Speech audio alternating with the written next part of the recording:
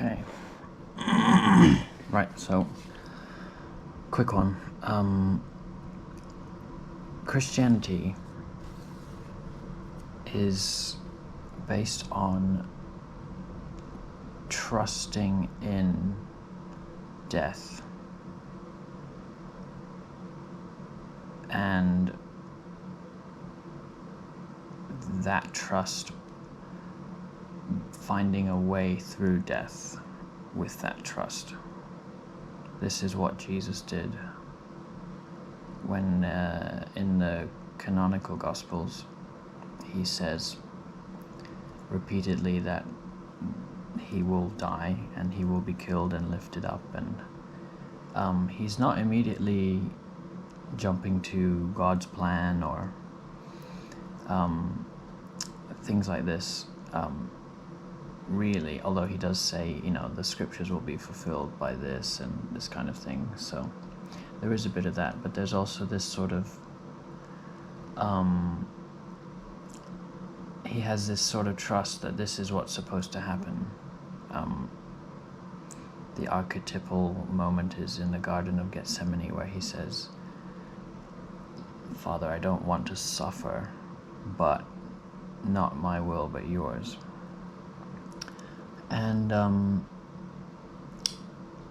the reason I'm putting this together, trusting in death versus trusting in God, is that trusting in death, not in the sense of death becomes like a new God, but trusting, when you find that you trust death, what you're really doing is you are putting your trust in something that is completely beyond your control and beyond your ability to understand. So you have got an anchor firmly in the unknown, completely trusting the unknown, such that your attitude towards death becomes your attitude towards God. So trusting death becomes trusting God, becomes trusting the complete unknowability of the source of your life, where it's coming from and where it's going, a complete relinquishing of control. And this is exemplified when Christ is on the cross and he says, "Father, into your hands I commend my spirit." And then he dies. And in the hours leading up to his death, he experiences the full abandonment, or the full sensation of absence of benevolent being and love, which he calls the Father. So there's a journey that he goes through which has no consolation whatsoever, and still at the end he says, "I trust you." This completely unknowable blackness that he is just falling into, he says, I still trust you. And it's this complete, complete and utter trust in the unknown that transformed Jesus into the Christ and the resurrection. And when he comes out from the other side of death, he retains this attitude and says to Mary Magdalene, "Do not cling." Even after you've gone through death, and you're on the other side,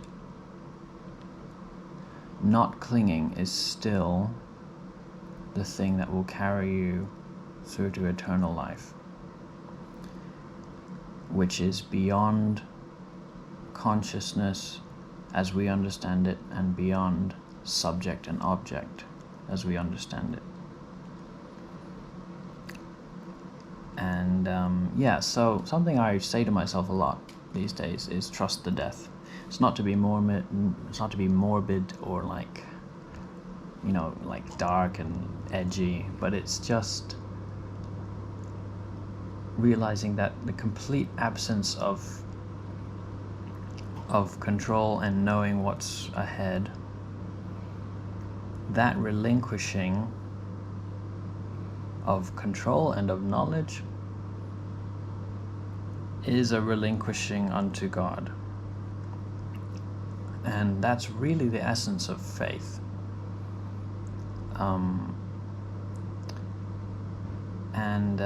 So sprinkling a bit of that into my prayer life, thinking about death, and thinking about death as absolute trust is it's actually very liberating, and the fruit of which in my life has been a sense of peace in any manner of circumstances. A growing sense of peace. I'm not saying I don't get anxiety still about average things, but a growing sense that even in death there is trust, and it's not the end, and it's not even death is something not to be afraid of, as we follow Jesus' example. Trust the death, trust God, and that is how you get to the resurrection. Okay, see ya.